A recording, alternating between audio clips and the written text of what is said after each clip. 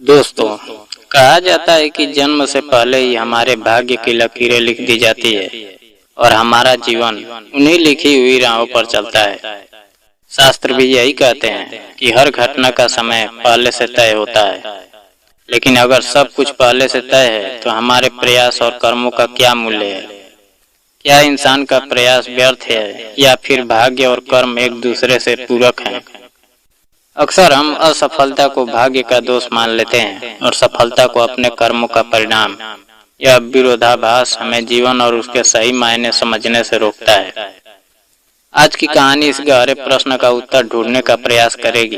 यह केवल एक कहानी नहीं बल्कि आपके दृष्टिकोण को बदल देने वाली यात्रा है। यह आपको सिखाएगी कि जीवन में केवल भाग्य के भरोसे बैठना सही नहीं और केवल कर्म पर भरोसा करना भी पूरी सच्चाई नहीं है। दोस्तों, एक बहुत ही ऊंचा पहाड़ था। उसी पहाड़ों के बीच एक प्राचीन मंदिर था। उसके पास ही सोमपुर नाम का एक छोटा सा गांव था। गांव के आखिरी छोर पर मोहन अपनी छोटी बहन रेखा के साथ रहता था। उनके माता पिता का निधन बचपन में ही हो गया था। मोहन गांव में एक छोटी सी दुकान चलाता था जिससे उनका गुजर बसर होता था। हर दिन काम के बाद मोहन घर लौटता। रेखा हाथ से बनाया खाना परोसती और दोनों दिन भर की बातें करते। लेकिन उस रात रेखा ने गंभीर स्वर में कहा, भैया, हमें अपनी दुकान को बड़ा करने के बारे में सोचना चाहिए। इस तरह हमारी कमाई भी पूरी नहीं होती और हम बस गुजारा कर रहे हैं। मोहन ने मुस्कुराते हुए कहा, अरे रेखा, जैसी हमारी किस्मत होगी वैसा ही मिलेगा। मेहनत करने से कुछ नहीं बदलता, भाग्य ही सब तय करता है। रेखा ने जवाब दिया, भैया, माँ हमेशा कहती थी मेहनत करने वालों का भाग्य भी बदल सकता है।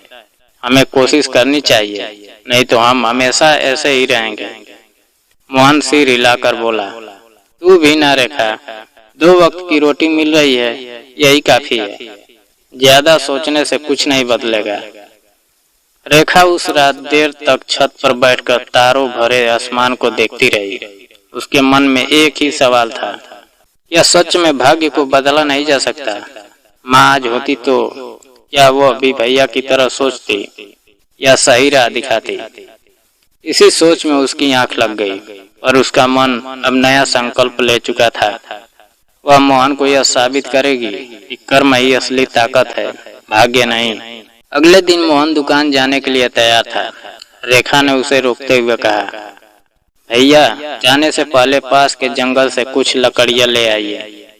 जंगल में लकड़ियां काटते समय मोहन के हाथ में चोट लग गई। दर्द से कराहते हुए उसने सोचा, थोड़ा आगे जाकर देखता हूँ, शायद कोई मदद कर दे। इसी बीच रेखा घर के बाहर इंतजार करती रही। उसकी चिंता बढ़ती जा रही थी। आखिरकार मोहन मंदिर तक पहुँच गया। वहाँ पुजारी ने उसकी चोट पर औषधि पत्तों का लेप लगाया। रेखा ने मोहन का हाथ पकड़कर कहा, भैया, मैंने सुना है कि इस मंदिर में एक विद्वान ब्राह्मण रहते हैं जो ग्रंथों और पुराणों का गहरा ज्ञान रखते हैं। चलिए उनके पास चलते हैं। महर्षि के पास पहुंचकर रेखा ने प्रणाम किया और अपनी उलझन बताई, भाग्य और कर्म के बीच क्या सच है। महर्षि ने धीरे से कहा, बेटी, इस संसार में हर प्राणी का भाग्य जन्म से पहले लिख जाता है, पर कर्म की शक्ति को भी नकारा नहीं जा सकता। भाग्य और कर्म एक दूसरे के पूरक है। केवल भाग्य पर विश्वास करना या केवल कर्म से सब कुछ बदलना, दोनों ही अधूरा ज्ञान है।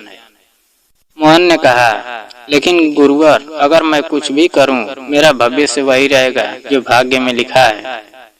उदाहरण के लिए एक राजा को उसके 45वें वर्ष में मरना था। उसने खुद को महल में बंद कर लिया, लेकिन दीवार गिरने पर उसने अपनी कोशिश से जीवित रहकर केवल चोट पाई। महर्षि मुस्कुराए और बोले, बेटा, आधा ज्ञान नुकसानदायक होता है।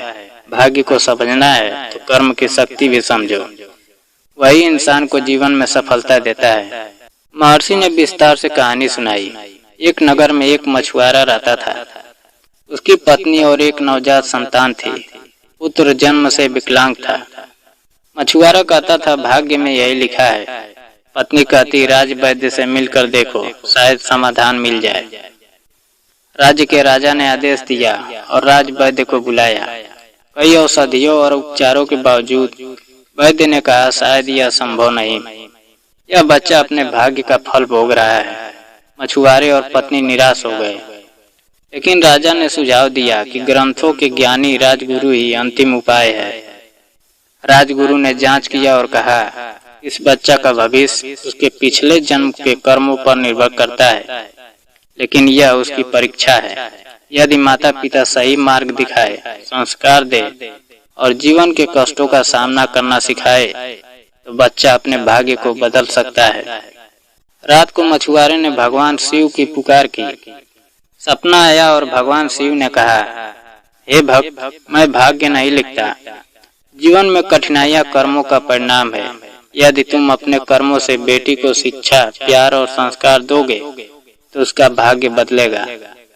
मनुष्य क्या कुछ नहीं कर सकता यदि अपनी शक्ति को पहचाने।